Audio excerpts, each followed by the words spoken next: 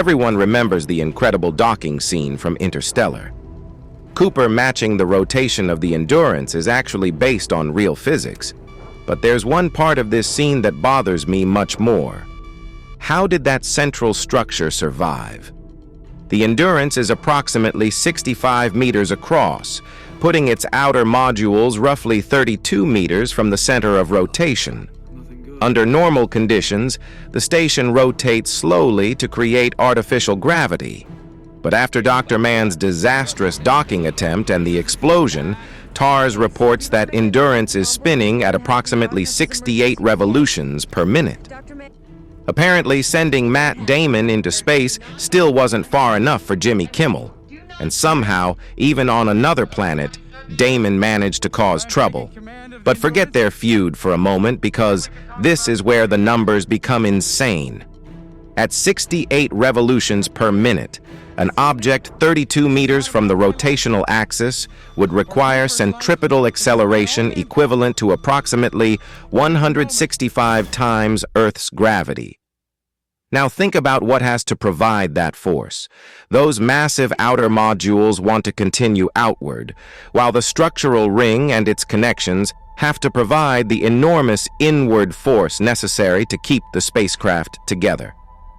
Ultimately, those loads have to be transmitted through the structural framework surrounding that central hub. That's the part I can't get past.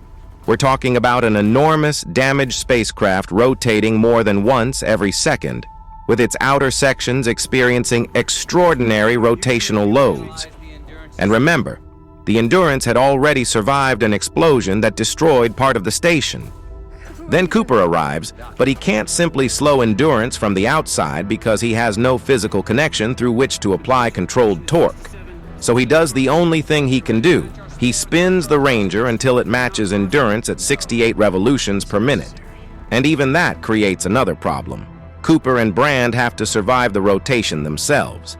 At 68 revolutions per minute, sitting just 1 meter from the Ranger's rotational axis would require roughly 5 g of centripetal acceleration, and at 2 meters that rises to more than 10 g, potentially enough to cause loss of consciousness depending on the direction and duration of the acceleration. So their survival depends heavily on how close they are to the Ranger's rotational axis and how those forces act through their bodies. Once the Ranger matches Endurance's rotation, their relative rotational speed approaches zero and Cooper can dock. But now comes the part that makes the structural problem even more interesting. Cooper has physically attached another spacecraft to an already damaged station, spinning at 68 revolutions per minute, and then he fires the Ranger's engines to help bring Endurance under control. That thrust creates torque, and that torque has to be transmitted through the docking connection, through the central structural framework, and into the rest of Endurance. So that structure isn't merely helping hold together a damaged spacecraft under enormous rotational load. It is also helping transmit the forces being used to slow the entire station down.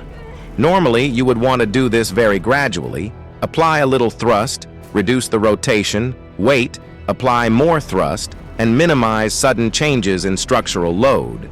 But Cooper doesn't have that luxury. They're running out of time.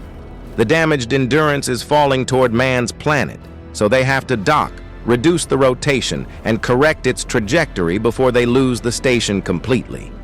And there's yet another problem. Endurance isn't designed like an atmospheric spacecraft with a large protective heat shield. As it descends deeper toward the planet and encounters increasingly dense atmosphere, aerodynamic heating and drag become additional threats.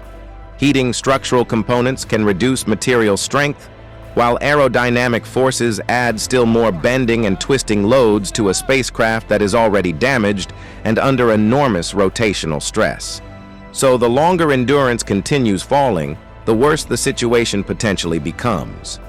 That means Cooper has to apply significant corrective forces to a structure that may simultaneously be dealing with rotational loads, damage, vibration, aerodynamic forces, and increasing heat.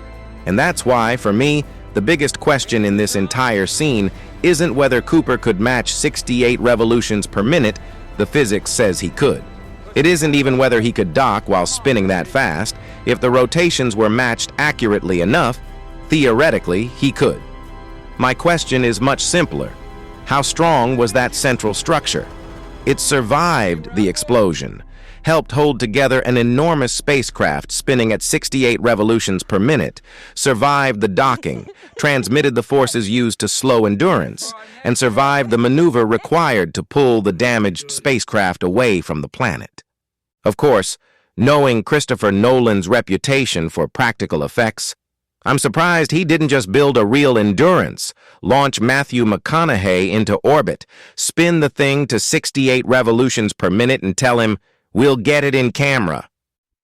Cooper deserves credit for one of the greatest docking maneuvers in movie history. But whatever engineer designed that structure, give that person the Oscar.